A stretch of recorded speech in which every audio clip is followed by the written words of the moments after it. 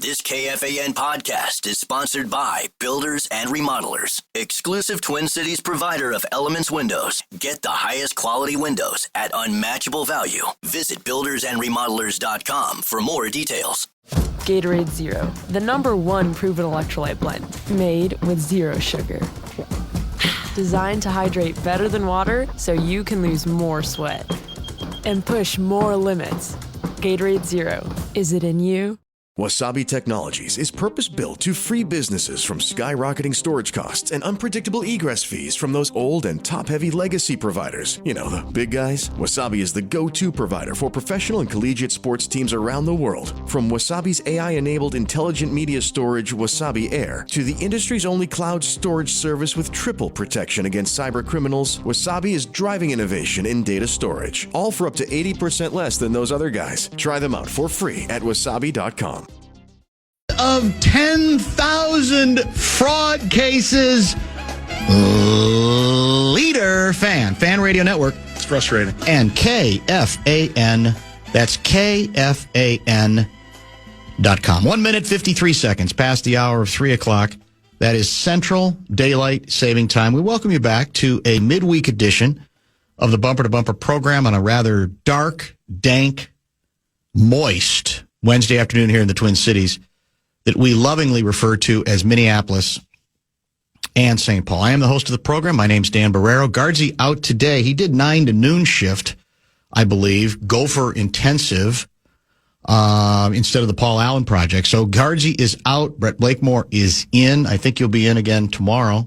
That is correct. Is that correct? Yeah. And then I think Guardsy is back on Friday. Bradshaw and Brian KFAN text line is open for your opportunity to reach out to us via 64686. That's 64686, and we hope that you will. 2 in-studio guests today. Wednesday regular Pat Kessler is scheduled for 5:30 this evening. And in about 30 minutes, we expect an in-studio visit from senior athletics writer, I guess it would be athletic writer, technically, Aaron Gleeman. A lot of good baseball conversation. A lot of good baseball discussion with him. A lot to get caught up on. Quite an all-star game last night. Were you proud? You're an Atlanta guy. Were you proud? As all-star games go, not my cup of tea, but I think you got just about, I think Major League Baseball extracted just about everything it possibly could for whatever it's worth out of a sports all-star game. I think so. Yeah. Exciting game, great comeback, dramatic comeback, right? That weird way to break the tie, which I'm actually not offended by in an all-star game, to be honest with you. I thought it was, I didn't watch it start to finish, but it sounds like, again, as all-star games go, you're not going to get much better. Yeah, I liked the little Hank Aaron tribute that they did. That was cool. Very nicely done. Very Atlanta. So, yeah, I thought it served the park and the team well. Served the purpose. And the NO won, too. And local Angles did well. Yeah. Right? Mm-hmm. Our pitcher pitched a perfect inning. Buck helped, had a double to get the ninth inning rally going that eventually he scored. The first run needed, and then I think there was another run scored to tie it, and then it kind of went from there. So we might even spend a little bit of time on that with Gleeman, although I do want to concentrate mainly on the Minnesota Twins. I mentioned off the top of the program that we are indeed your land of 10,000 fraud cases leader. It's happening again, boys and girls. It's uncanny. It's borderline astonishing. Well, maybe actually it's no longer astonishing. Maybe that's the sad part. Maybe it's predictable. Maybe this particular latest fraud case is going to be met with a yawn simply because one seems to come after another. And if you've not read about this late-breaking story from earlier today, this is not feeding our future fraud. This is, potentially Medicaid fraud. Federal investigators searching 8 locations in Minnesota today, looking into what they are calling a massive scheme to defraud the state's Housing Stabilization Services program. That's the Star Tribune version. I'm also looking at Alpha News. Apparently, must have gotten some kind of heads up because they were there. It looks as if, let me get some details from their story as well. According to the search warrant, the fraud investigation, I should say Alpha News says they were on location as a search warrant was being served at several locations. According to the search warrant, the fraud investigation involves HSS, that's Housing Stabilization Services providers who billed for various services intended to provide stable housing for Minnesotans. The search warrant states the program has proved to be extremely vulnerable to fraud. Well, you could say that about the whole state, quite frankly. And here's more from the warrant. Since Minnesota became the first state to offer Medicaid coverage for housing stabilization services, dozens of new companies have been created and enrolled in the program. These companies and individuals who run them have taken advantage of the housing crisis and the drug addiction crisis in Minnesota to prey on individuals who need help getting back on their feet as they recover from drug addiction. Here's the way it works, again, according to the warrant. Companies, individuals do this by contacting Medicaid-eligible people in halfway houses and residential drug treatment facilities, and then they offer to help them find stable housing. These companies and individuals register these people to receive housing stabilization services. The companies fraudulently claiming to provide dozens of program service hours to their new quote-unquote clients. In reality, client after client has reported that they received little or no actual services or assistance from these companies. But the companies engaged in this scheme have received millions of dollars in Medicaid funds for housing stabilization services they did not actually provide. How familiar does that sound? That was the Feeding Our Future story. We're feeding all these folks who need meals. Millions of meals. Except, of course, they weren't feeding them at all. It just kind of goes on and on and on. 22 HSS providers who received more than $8 million in Medicaid payments operate at the same location, the Griggs Midway building the warrant lays out. And apparently, Alpha News reporter Liz Collin was there at that particular location when investigators served a search warrant along with acting U.S. Attorney Joe Thompson, who's been busy. Quote, fraud is a huge problem in Minnesota. I think he said that before. Hopefully today will help to put a stop to it. Records indicate that Brilliant Minds Services is owned by Khalid Daib and Mustafa Ali. Before 2025, it was owned by Daib Ali and a third partner, Mokhtar Hassan Aden.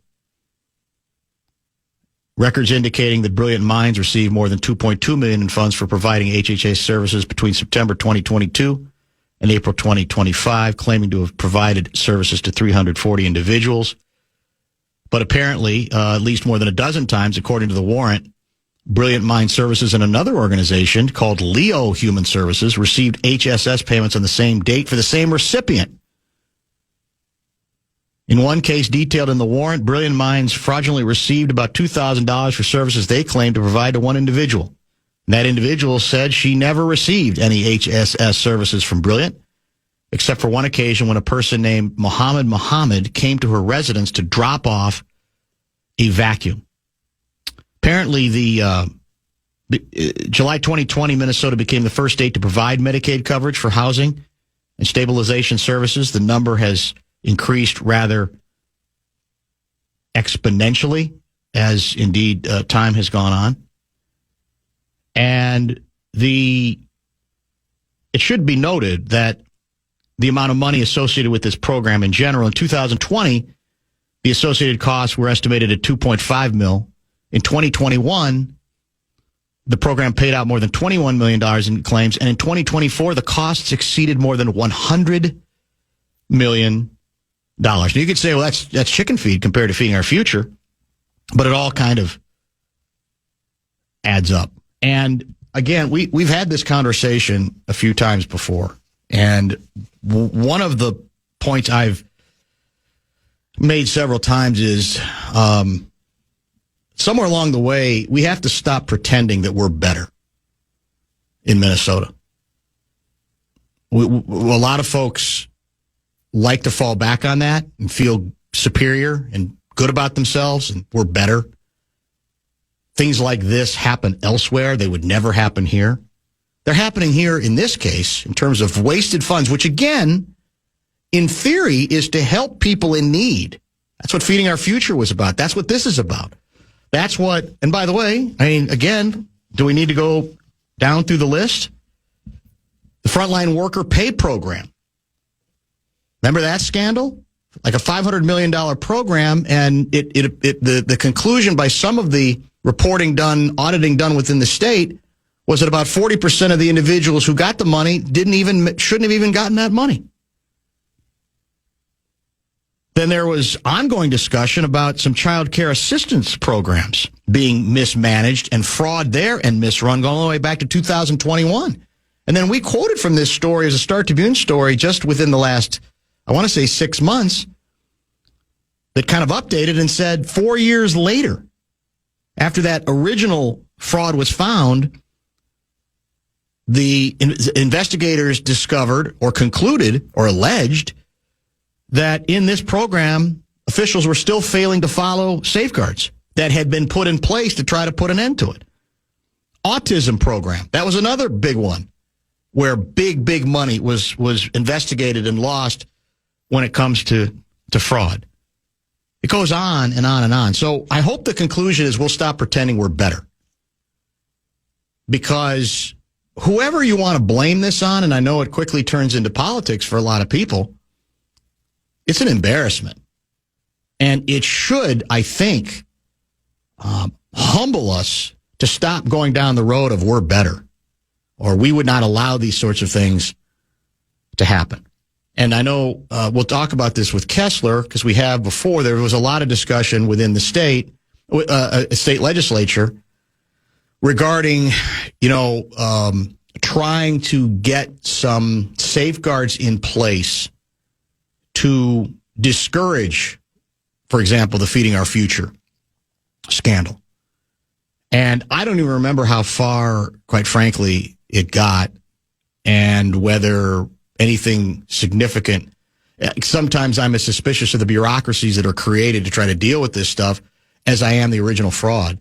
But the problem now, as it continues to grow in various ways, I don't know how there's anything but this inescapable conclusion that we're not at all disciplined with the dispensing of hundreds of millions of dollars. And I don't have any doubt that this isn't the only state that runs into the issue. But my God, the Feeding Our Future is the biggest in the country, as far as I've known. Now, maybe somebody has surpassed us. I'm not sure. In this case, fairness and savagery, I don't think any arrests were named today. These are apparently ongoing investigations, but although the rhetoric from as I said, the statements that have come out here seem to be pretty certain that they believe they're onto something fairly significant here. And we find again that the one office that apparently we can count on in this state to get to the bottom of some of this stuff, in part because it's their role, in part because it's, I think, the approach that was established by Andy Lugar when he came back for a second run as U.S. attorney, now gone, is they're going to be tenacious about this stuff. They're going to be systematic going after it, and they're not all that interested in being told that, well, these sorts of things just don't happen here. So there'll be a lot more to discuss on this story later today, and as more gaps in the story are filled in, and maybe we get more information, and then potentially if there are going to be arrests as well, but we might be, like I said, we like to think we're best in a lot of things. Right now, it looks like we are the land of 10,000 frauds. 10,000 fraud cases, and big ones. Not little ones where you go, okay, well, that's just part of doing business with any of these kinds of massive programs. This stuff isn't the moral of the story that individuals have figured it out? That this is a state where if you're clever and you know how to game the system, you'll have every chance to do it? We ain't giving them much reason to discourage that. Others, and then I guess, again, that the U.S. attorney is now coming forward and trying to hold individuals accountable. And again, the sad part is that this is money with good intent going to people in need. And we like to feel good about ourselves in this state, that we're generous in that regard. It's kind of irrelevant, our generosity, if we do not pay attention enough to the details to find out, to follow up whether the money is actually ending up in the hands or the meals, whatever the case may be, of the individuals that it was intended for. So there you have it. There's your state right now. Bradshaw and Brian KFAN text line is hot right now, 64686. Little late for our first pause. Bonus bucks right now? It is. The Fan and BigDeck.com. I'm going to give you a shot to win those bonus bucks with the National Cash Contest. Head to KFAN.com. Keyword is money. Keyword money. KFAN.com. Keyword money. Gatorade is the #1 proven electrolyte blend designed to hydrate better than water. So you can lose more sweat and raise your game. Gatorade, is it in you? The last thing anyone wants is to leave behind confusion, stress, or worse, family conflict. That's why estate planning isn't just for the wealthy. It's for families like mine, and probably like yours. With Trust and Will, I created my estate plan in minutes, from naming guardians for my kids to putting our house in a trust to avoid probate. Fast, affordable, and way easier than I thought. Every plan is designed by estate planning attorneys and customized for your state. Plans start at just $199 and include essentials like healthcare directives and power of attorney. With Trust and Will's bank-level security and built-in privacy protections, your personal information and your wishes stay safe. Whether you're newly married, raising kids, caring for aging parents, or just want peace of mind, Trust and Will makes it easy to protect what matters most. Go to trustandwill.com, use code RADIO at checkout, and save 20% on your personalized plan. Because there's no better time to protect the people you love. Trust and Will is an online estate planning service. See website for details. This episode is brought to you by Navy Federal Credit Union. Navy Federal can help you find and finance the right vehicle with ease. And this summer, you're in the driver's seat with savings. You can get a $250 bonus when you buy your next car through Navy Federal's car buying service, powered by TrueCar and financed with Navy Federal. With this tool, you can find the vehicle that's right for you as you search through inventory and compare models. And you could get an amazing rate when you finance with Navy Federal. Navy Federal strives to support all active duty, veterans, and their families to achieve their personal and financial goals. And this partnership with TrueCar is one of the many tools Navy Federal uses to help its members. Make your plan with Navy Federal and TrueCar today. Navy Federal Credit Union. To qualify for the $250 bonus, car purchase and financing must be completed by September 2nd, 2025. Terms and conditions apply and are available at NavyFederal.org/TrueCar. Credit and collateral subject to approval. Navy Federal is insured by NCUA.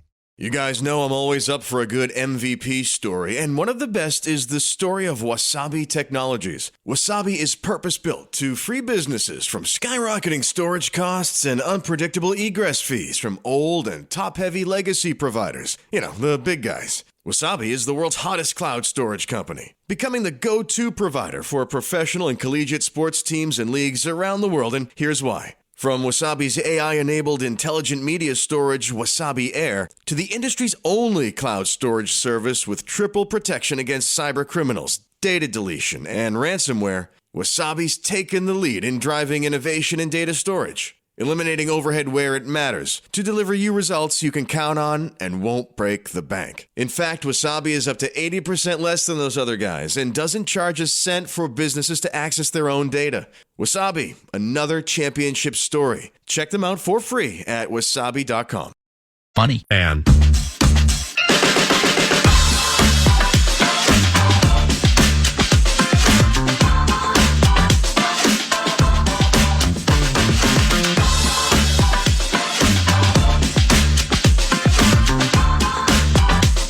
Let's also remember, if you go back to, I don't know, how many months ago, what was the date of this story?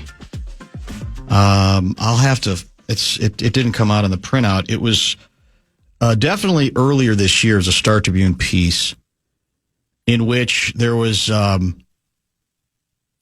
much examination about Minnesota's legislative auditor, the Office of the Legislative Auditor, OLA. It had issued a report stating that the Department of Education's inadequate oversight of the Feeding Our Future opportunities, it turns out, to steal at minimum $250 million, that the comeback was, don't blame us, blame the individuals who are capable of this kind of heinous behavior. And it was pointed out in the story that it's not the first time this office had encountered similar pushback. They mentioned one of the other scandals we talked about, the inadequate verification on the eligibility of people who receive checks from that $500 million frontline worker pay program. And the quote from Legislative Auditor Judy Randall was rather telling at the time. Still holds up. I've seen increasing rejection of our findings and recommendations, or denial, or dismissiveness, or excuses. There's definitely a shoot the messenger feeling. And I'll add, there can be pushback on some of that reporting out of that office. It's not always the last word, but it, I think, speaks volumes that the approach has been shoot the messenger. Now, again, I think maybe some window dressing has done this legislative session in that regard. Whether it's going to lead anywhere, I'm not sure. And, the other thing that occurs to me, because I've got a million texts that have come in on the subject, I honestly believe that part of the reason this is ongoing and we don't really seem to be getting anywhere and resolving it is too many folks, because the party out of power in this state, when I say largely, again, it's all relative. I mean, in terms of the governor's office, certainly in many positions, all positions, certainly within Hennepin County, that they're going to use this as, we're going to make some hay with this, baby. We're going to score political points. We're going to feast on it. It's a schadenfreude moment for us. Undeniable. That's how our politics work. But I honestly believe part of the problem we have is the number of lefties, for want of a better term. I guess I can go with Jets just as well in my Sharks and Jets world, who want to frame it this way. I even think from a media standpoint, there's way too much of that. Republicans seizing on this new information. Well, they are. That's undeniable. But shouldn't every citizen, shouldn't every, like I said, Jet also be seizing upon this? What's going on here? This isn't working for us. If we want to pride ourselves on being a state that is as generous as we want to believe we are, then we've got some significant issues to deal with here. So it becomes, I think, too easy to, it's a Republican. They're going off on this. It's what you'd expect. They're just grabbing it. And a lot of the headlines, that's what the headlines are. Republicans seize on. Factually true, but I'm scratching my head on these sorts of stories and I'm going, everybody should be seizing on it. That just because Republicans are going to try to make hay politically, and you can even say be as cynical as you want on that particular issue, just because they are doesn't mean the story isn't legit. Doesn't mean we have to get to a place where I don't even think there's going to be any urgency within the other party on this, the party in power, until they kind of get past that part of it and say, we've got to clean up our own house here to the degree that we can with these kinds of unwieldy bureaucracies. We can turn this into the Republicans again seizing on it, and you can have your fun with that, and you can love it, and you can even be right about it. Because that's the political game, the way it's played. But as long as it's shaped that way, characterized that way, I'm not convinced the message gets through then to the folks in power.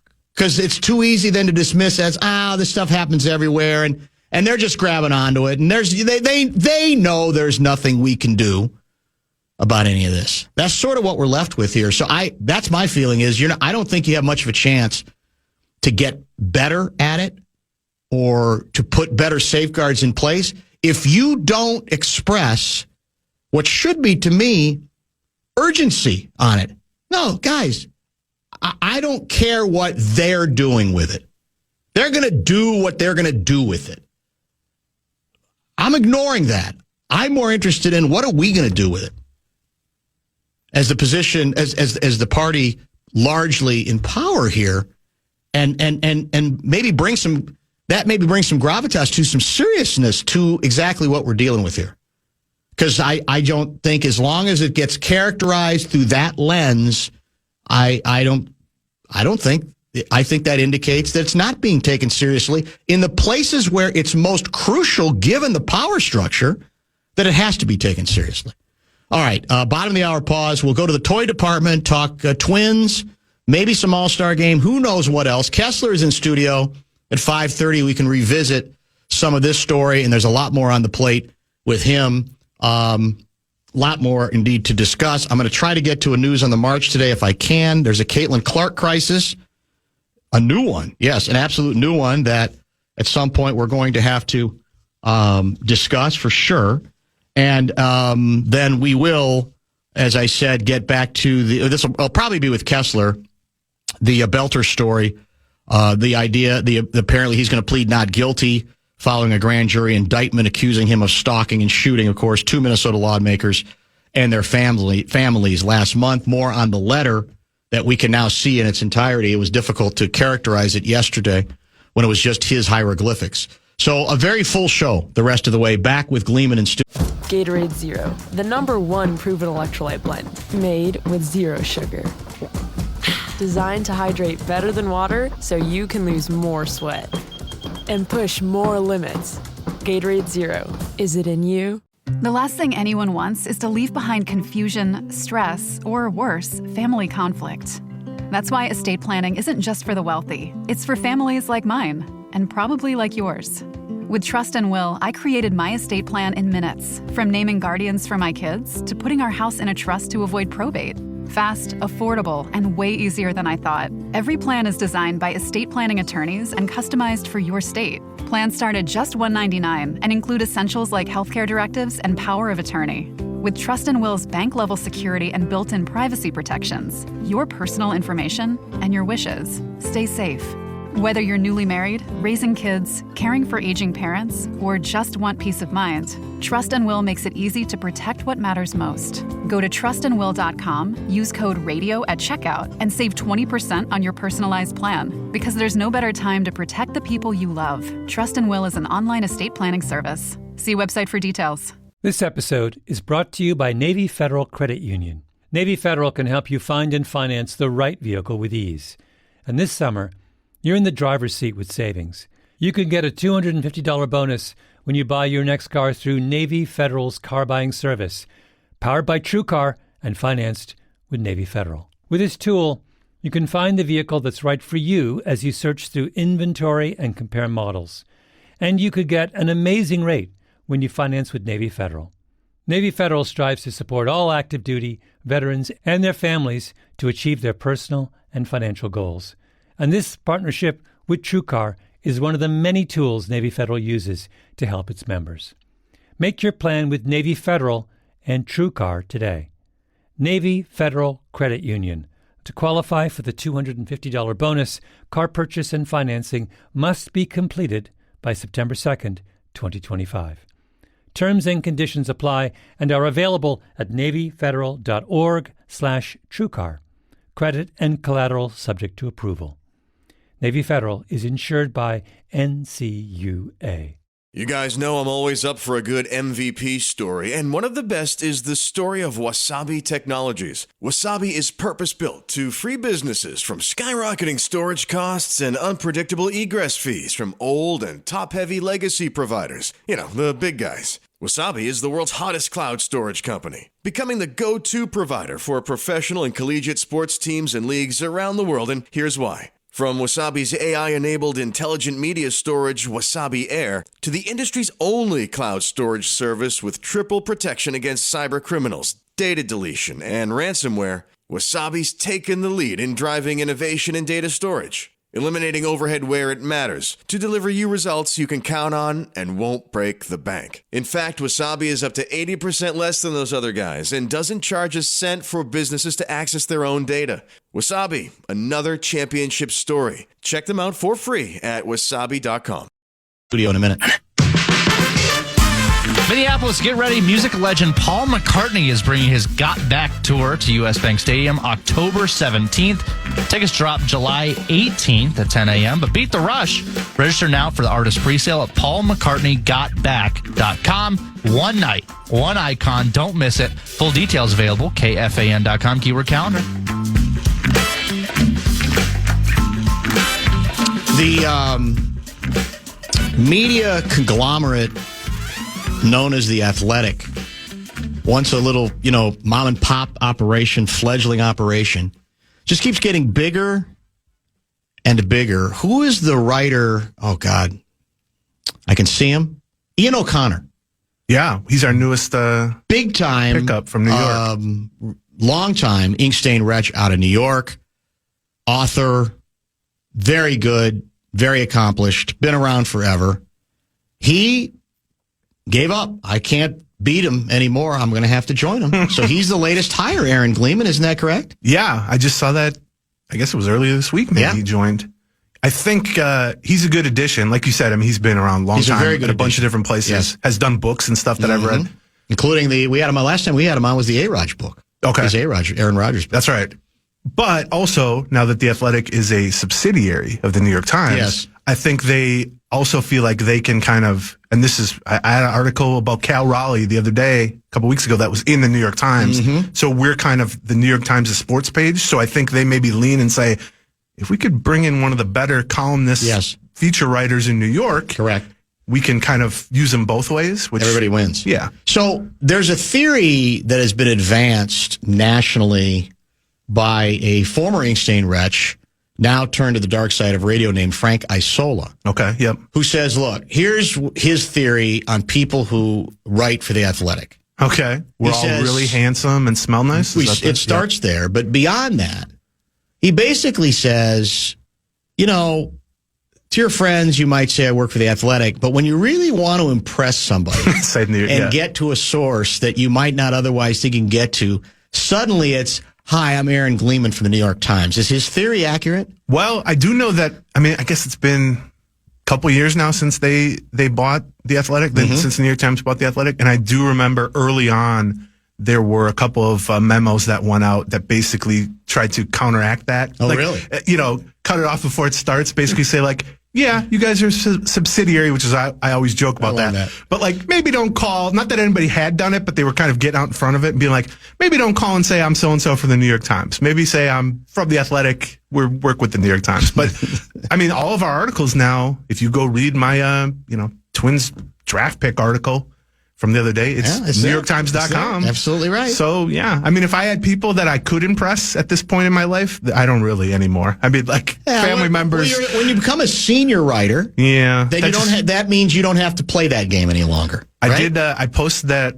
I got bumped from staff writer to senior writer yesterday, the day before, and I posted it on Twitter, sort of trying to joke about it. And there were probably 100 replies, and like 67 of them were like, is this just a senior? Like, are you just old? Is that what that means? And I'm like, oh yeah, not everyone is in the writing business where you would realize. Understand. And I had a couple other people who are like, I work in tech and it's worse to be senior than staff. And I'm like, okay, well, really? I just write stuff about baseball and it's always good to be senior. Boy, that's deeper than I didn't realize there's that possibility. Well, here's the truth. This is all I've ever done. And I have no real world work experience other than writing about and talking about baseball. Right. So I would believe almost anything in terms of here's how titles go in other lines of work. I just know, in my work, senior editor, senior writer. Those sounds good to me. Congratulations on that announcement. I hope it means more money for you, but more than anything else, it means more acclaim, except apparently in the tech industry. Yes, you got to be careful of who you tell.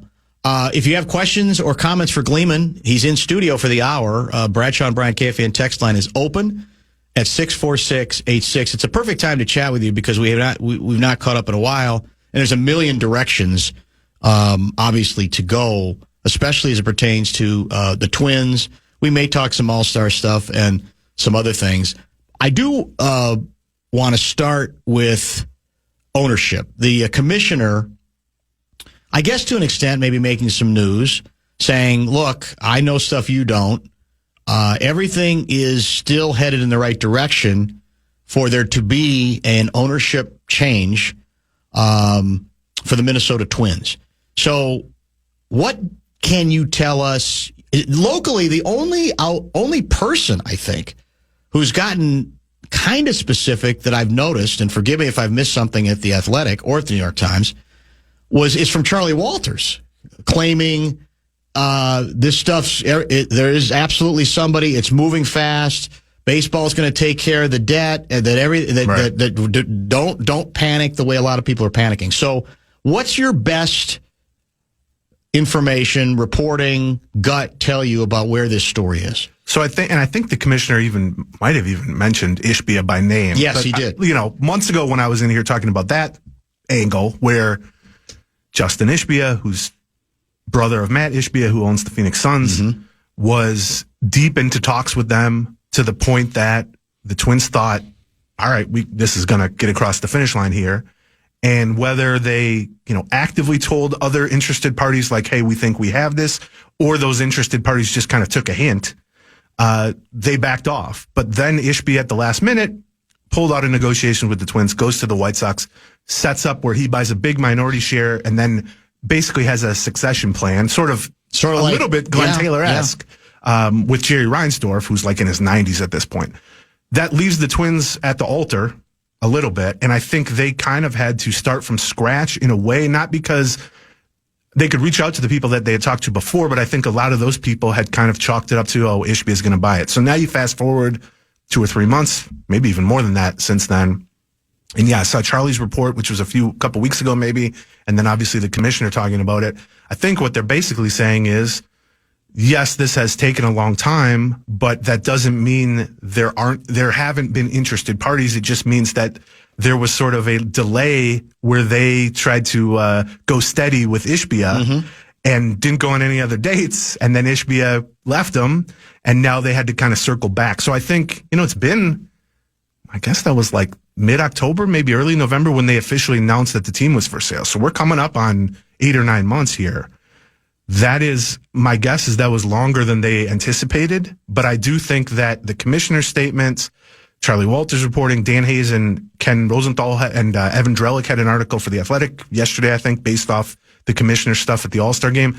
I think what I've heard goes along with all that, which is they still remain confident that they have interested parties, and they have turned down at least one offer. But you mentioned the debt, which is a big part of it from their point of view, where they're $400-something million in debt. What does that mean? They've basically either through losses with the baseball team, which I find it very hard to believe you've lost $425 million on the baseball team, or you can use the baseball team to sort of put other losses from other businesses or take loans against and stuff. So basically, they owe somebody $425 million. And so that doesn't affect the buyer directly, the potential buyer directly. But from the Polad's point of view, I think their point is, well, we can't sell it for quote unquote only $1.5 billion, because then once we pay off the $425 million in debt, we only get X amount each walking away money. Now, that is an absurd thing to say in the normal world. But that's why there's reports that they turned down like 1.5. They want 1.7, 1.8. The Tampa Bay Rays are about to be sold to, I think, 1.7, something like that. Okay. But they don't even have a ballpark. They don't have really a fan base. They don't have, now maybe somebody views that market as having more upside or whatever. But I think all indications are, and the commissioner's quotes were along this lines, that they still are headed for a sale. And my thought this whole time has been, it's very difficult to put that toothpaste back in the tube. In other words, once you put a team for sale and people get their hopes up that the Poleads will not own this thing someday, it's very difficult a year later to go, you know what, there wasn't the interest we thought. We're hanging in. We're just going to take it back and run it, and maybe we'll revisit this. And I'm not saying that's like illogical from their point of view, but I just think the fan reaction to that, if they think it's been bad in terms of morale now, try doing that, and I think you will be looking at half empty compared to even now. So to that extent, then, you think that nothing's imminent? You don't believe? That's tough to tell. I mean, I guess it could change tomorrow, right? The tricky part is when you're dealing with something like this, there are so many, things to get figured out beyond just the bid itself. You have to get approved by Major League Baseball. There's a vote. They're going to vet stuff, obviously, behind the scenes with all kinds of accountants. And I know maybe Ishbia was kind of down the road with that several months ago. I don't know if I would call it imminent, but I do feel like this thing is going to be sold. But also, I've had that opinion since they put it on the market. I mean, the moment they put it on the market, and there were some rumblings, especially once Ishbia backed out of the deal or potential deal, that, well, maybe, Joe Pohlad might try to get a couple Pohlads together and sort of buy out the other Pohlads and run it. Right. And I have no doubt that he would want to do that if it was feasible. But I just think you don't put it up for sale publicly if you're not going to sell the thing. And I think all indications are they may be haggling over a couple $100 million, which in this context is not that much money, really. And I think once you get to that point, you're going to sell it. No reason to believe that the seller is going to be local? Well, that's the tough part. I mean, maybe there's the buyer, I should say. Yeah, the buyer. That maybe there's someone that we're just not is coming to mind. Yeah. And there's also always the potential that like a group could be sort of pieced together, 5% here, 5%. But I mean, we know the rich guys locally who like sports, right? And, the Wilfs have said they're not interested. I'm going to assume A-Rod and Lori don't have the capital quite yet to get that going. I'm going to guess Glenn Taylor at 80 whatever years old isn't going to get back into the ownership game, although maybe he's got a little bit of a sour taste from how things ended with the Wolves. And so I think you just have limited. It wouldn't shock me if there were a local component to an ownership group, but I guess at this stage I would be somewhat surprised if they were the majority owner. If somebody local was the 65% owner, that would be ideal, clearly. Although, as we're seeing with A-Rod and Lori, somebody can come from out of nowhere, have nothing to do with Minnesota beyond A-Rod terrorizing the Twins on the field for his whole career, and it can, at least at the moment, seems like it's going to turn out to be a positive thing. So, is there anything from on a reporting basis to confirm the notion that Major League Baseball has some contingency fund that will take care of, if push comes to shove, the alleged deficit, the 450? Yeah. I think a lot of people saw that and they were like, well, does that mean baseball's just going to kind of wipe it off the books? I think basically what they're saying is you can owe us. Like it can be a longer term deferred payment. Gotcha. We take a X percentage of the sale price or whatever. And because, I guess this is well above my pay grade in terms of money, but like I said, if you sell for $1.5 billion and you owe a quarter of that immediately to someone, it gets to be a tricky situation. Now, nobody, the world's smallest violin plays for all the Pohlad nieces and nephews and stuff. They're only going to get $80 million instead of $180 million or whatever. But yeah, I think my understanding of that was that Major League Baseball can sort of step in and either take on the debt or work out some sort of agreement with the debtors at that point, and at least make it smoother sailing or a longer timeline if it does get sold, that you don't have to take a quarter of the sale price immediately and write someone a check.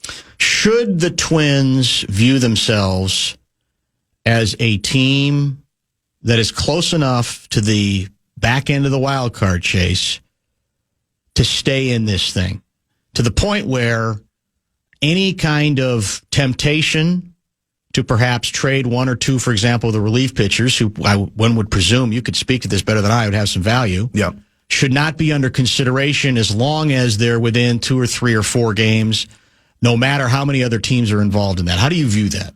I think if you just look at it, just straight up record, I mean, first of all, they're 2 below 500. There's only, once play resumes on Friday, there's only 12 more games to play. They have 4 3-game series until the trade deadline. You know, realistically, let's say you go 7-5, then you're 500 at the trade deadline. I don't know what to make of that in terms of if you're just 500, 65% of it through the season, do you buy? Do you sell? Do you stand pat? They've stood pat with far better playoff odds the last 2 trade deadlines. They were roughly 70 to 80% playoff odds each of the past 2 years. This year, they're at like 23, 25%, something like that. I think of the 5 paths you can go, which is right in the middle, stand pat, light buyer, light seller, heavy buyer, heavy seller. The thing that would shock me would just be heavy buyer, obviously. I mean, they've basically not even approached that. I think light buyer, if it's some 2-month rental, you add a first baseman, you add a 5th starter, something like that. You kind of patch holes that are obvious. Doesn't cost you that much monetarily, doesn't cost you that much prospect-wise, and then maybe you say, look, like you said, we're 3 games out of a playoff spot here. Let's just try to get hot for a month. We'll back into the playoffs, and then who knows at that point. I think you could also lightly sell, particularly with impending free agents. They have 6 impending free agents, including Harrison Bader, who's been good for them, Willie Castro, who's been good for them, Chris Paddock, Danny Coulomb, those sorts of guys. Right. You're not going to get a huge return for them, but if they're going to leave for nothing in November, and I don't see the Twins re-signing them because they don't have any money to spend, you might as well get whatever, C-level prospects you can.